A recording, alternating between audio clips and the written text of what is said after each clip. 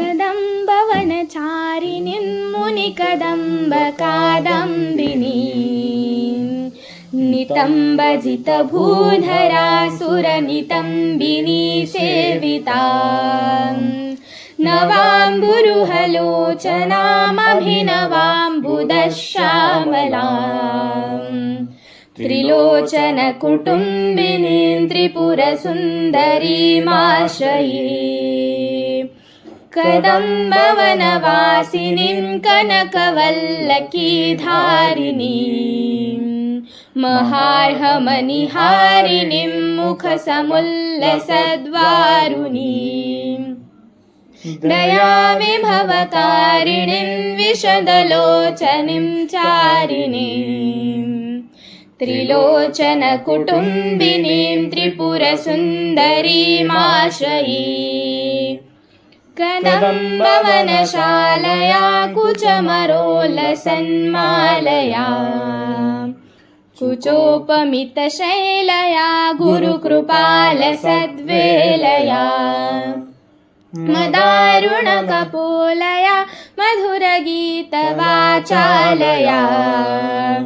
कयापि घननीलया कवचिता वयं लीलया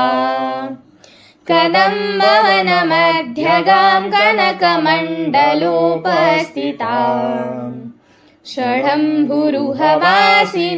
सततसिद्धसौदामिनीं विडम्बितजपारुचिं विकचचन्द्रचूडामणिं त्रिलोचनकुटुम्बिनीं त्रिपुरसुन्दरीमाश्रये कुचाञ्चितविपाञ्चिका कुटिलकुन्तलालङ्कृता कुशेशयनिवासिनीं कुटिलचित्तविद्वेषिणीं मदारुणविलोचनां मनसि चारि सम्मोहिनीं मतङ्गमुनिकन्यका मधुरभाषिणीम् आश्रये स्मरप्रथमपुष्पिनीरिधुरबन्धुलीलाम्बरा गृहीतमधुपात्रिका मदविडर्णनेत्राञ्चलां घनस्तनभरोन्नता गलितचुलिकां श्यामलां त्रिलोचनकुटुम्बिनीं त्रिपुरसुन्दरीमाश्रये सकुङ्कुमविलेपनामलिकचुम्बिकस्तूरिकां समन्दहसितेक्षणा सशरचापपाशाङ्कुशाम् अशेषजनमोहिनीम्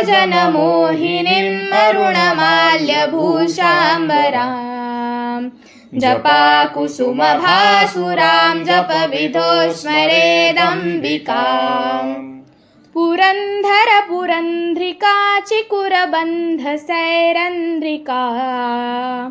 पितामहपतिव्रता पटपटीरचर्चारताम्